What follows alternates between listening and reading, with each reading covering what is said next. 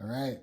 I did my half marathon in Charlotte. I'm a little late posting this. It was on November 15th. Um, that's the shoe I used, and the EVO SL. Ran it in 1:40:03, and I didn't realize I was that close to breaking 140. I forgot about the gun time and the chip time, and when I was coming through, I saw I was over 140, and that kind of slowed down a little bit. But anyway, I was really super happy with my time. Um, what I had done to prepare for that is, I think my longest run was only 13 miles. I did not do actually any long runs over 13 miles, and I don't necessarily think you need to. The bulk of my work runs were really in the range of 6 miles to I would say 10 miles. And then usually every other week, maybe I would do 13. I didn't even do 13 a lot, but I knew my 9 or 10 mile runs. I was able to run those an average pace of like, I knew I could do it just through my training runs. I knew I could easily do a 150. I mean, a 750 pace without problems. I had done some 9 mile runs where my average pace was like probably 740, 738. And I was able to run some like low 7 miles in those long runs, like 704, let's say, at the end. And maybe like last 2 miles were at 704 pace. So felt pretty confident going into it. I was a little worried about the course because Charlotte it was a very, very hilly course. Um, but I felt I was able to kind of maintain most of my paces going up the steeper parts of the course. And then there was a lot of downhill. And so I think I made up a lot on the way down on some of those hills. So I was super happy. I had just come off cross country season. I'm a coach, so um, the way I roll is I do a lot of the workouts with the kids.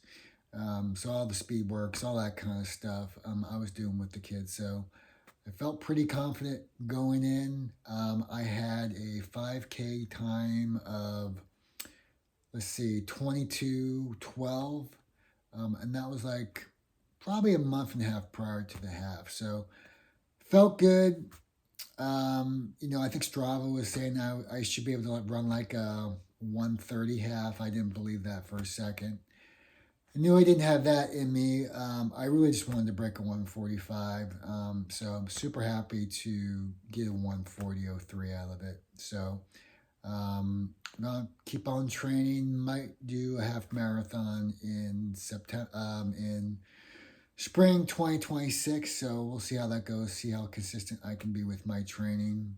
I really felt that was the key, is the consistency and just getting out there and getting in the miles. I'm 58. I do not run 6 days a week, 5 days a week. I was really probably doing 3 to 4, only 4 days a week.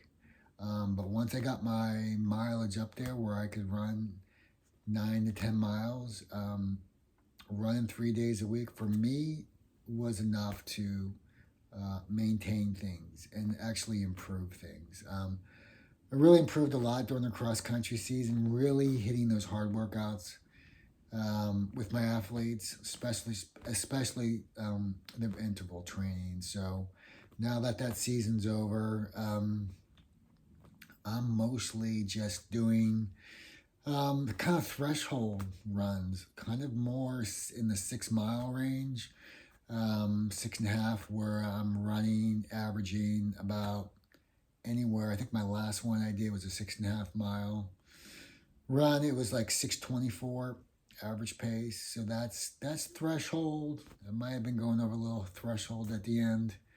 And a lot of them were just in like in the 6:30 to 6:40 range. And that's what I've been doing. I haven't been not been doing many interval training lately. But I'm trying to be a little more consistent with my distance, and I'm gonna see if I can start running at least 4 days a week. Now that's the winter. It's definitely for me. It's definitely harder balancing it with family and work. It's definitely more challenging. But I did want to go over. I did run the half marathon in the EVO SL, and I do have to say, it performed really well. I mean, I think this shoe is only 240 grams. It's pretty lightweight. The Light Strike Pro is pretty responsive.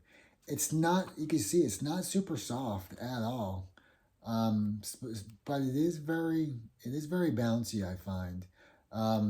It does have, you can see the rocker on it too. It really puts you up on your toes.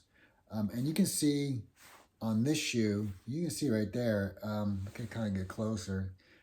I definitely supinate on my left side. Now this shoe has 89 miles on it, so I'm definitely, and it's weird. It's only on this left shoe, um, so it wears there. But the rest of the tread, it's really good. You can see it's not really wearing much at all. So, I mean, the tread that they put on here is really good. I'm just not sure how long it's going to last with the way I strike on my left hand, on my left foot. But you can see on the right one, it's fine. It's really wearing like iron. So anyway, I need to work on my supination on my left hand foot. But the shoe was great. It's fairly comfortable. The one thing I do like is I do have wide feet. It's very wide in the toe box, so it fit pretty good. I am a I'm usually about 9.5. I did get a 9.5. This is probably maybe a little long, so I think it runs maybe a little longer than not a little longer than true to size, but not too bad. But if you do have a wide foot, this is a great alternative shoe. You can definitely use it as a daily trainer. I wouldn't say I love it as a daily trainer. Typically when I go and I do my long runs, I'm not my long runs, but my interval training or threshold work. I'm really kind of I just pull this one out. I also have a pair of the Hoka Mach X2s. Love those shoes, but those shoes are really narrow, and they tend to tear up my foot if I run over 6.5 miles. So, but anyway, great shoe, great alternative racer on a budget. I mean, I think I picked this up for $150. I think you can even get these on sale now. Anyway, it's a good shoe. I know there's a lot of hype around the shoe.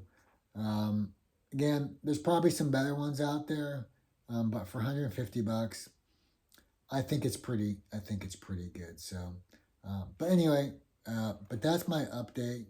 But anyway, as I run more this year, and I'm probably going to hopefully run a half, maybe in March or April. But as I do more runs, I'll probably give more updates on what I'm doing, how my fitness is progressing.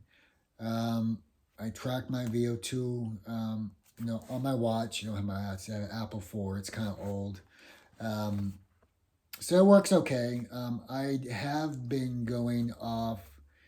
I have been using HRV, which heart rate variability, as the indicator as to whether I am well rested or if I'm feeling fatigued.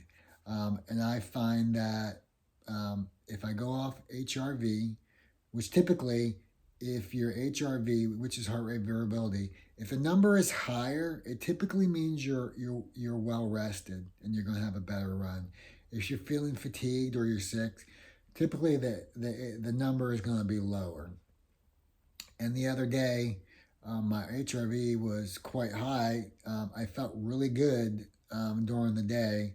I had a feeling I was going to have a good run, and I did. And I was very easy to do a 6.5 mile run at around at six. Actually, the average pace was 6:24. So pushed a little bit at the end, but if I just tried to do a steady 6:30 to 6:40 pace, I think I would not have a problem doing that. I think I probably could have done 13 miles at that pace the other day.